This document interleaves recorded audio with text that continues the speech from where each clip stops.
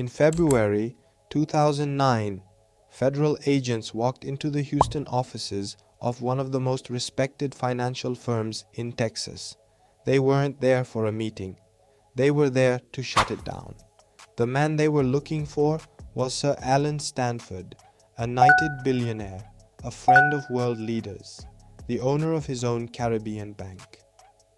Within days, investigators would call his empire exactly what it was: a $7 billion fraud, 2 decades in the making. This is how it worked and how it all came apart. Robert Allen Stanford grew up in Texas and built his fortune far from Wall Street, in the Caribbean island of Antigua, where he founded Stanford International Bank. For more than 20 years, he sold something that sounded almost too simple to be a scam: certificates of deposit. The same product millions of Americans already trusted, just offered offshore, with slightly better returns than any US bank would give you. Stanford didn't just sell CDs, he sold an image. He became so influential in Antigua that the government knighted him. He began calling himself Sir Alan Stanford. He poured money into professional cricket, including a $100 million tournament deal that put his name in front of millions of fans. He looked less like a fraudster and more like a self-made success story. By the mid-2000s, his firm claimed to manage tens of billions of dollars for tens of thousands of clients in over 100 countries. Here's the part that made it dangerous. Certificates of deposit are supposed to be one of the safest investments that exist. Stanford leaned on that trust. He promised returns that were consistently higher than what any legitimate regulated bank could safely offer. And investors didn't ask too many questions because the product felt familiar. But the money coming in wasn't being invested the way clients were told.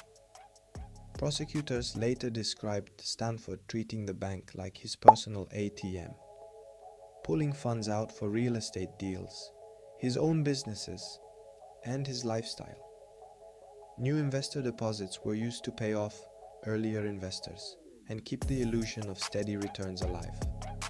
That's the entire mechanic of a Ponzi scheme. It only works as long as new money keeps arriving faster than old money needs to be paid out. For years it worked. Regulators started circling by 2008 and early 2009, questioning how Stanford's returns could stay so consistently high regardless of what the broader market was doing. In February 2009, the SEC filed civil fraud charges, calling the operation exactly what investigators believed it to be: a massive Ponzi scheme. Stanford didn't go quietly. In a televised interview, he denied everything, insisted he'd die and go to hell if it turned out to be a Ponzi scheme, and accused investigators of going after him simply because he was a wealthy Texan they wanted to make an example of. But the numbers didn't hold up. As the investigation deepened, it became clear that roughly 30,000 investors across more than 100 countries had put their money into certificates that were never backed the way they'd been promised. Stanford was indicted and taken into custody in 2009. While waiting for trial, he was assaulted by another inmate and spent nearly a year recovering in a federal medical facility, delaying the case even further. When the trial finally began in early 2012, it lasted 6 weeks.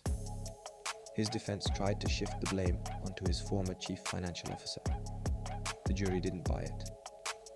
On March 6, 2012, Stanford was convicted on 13 of the 14 counts against him, everything except a single wire fraud charge. The sentence: 110 years in federal prison.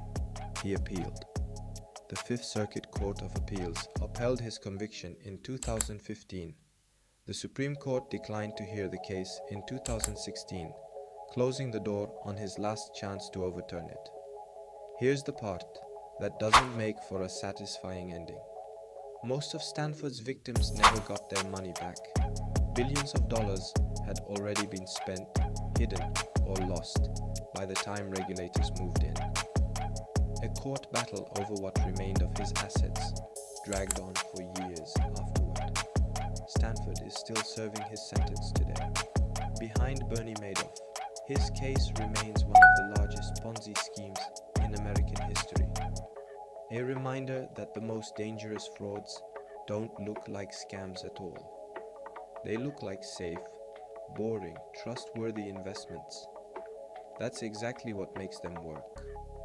If you want to understand how the second largest Ponzi scheme in US history compares to the first, that story, Bernie Madoff, is coming next on this channel. Subscribe so you don't miss it.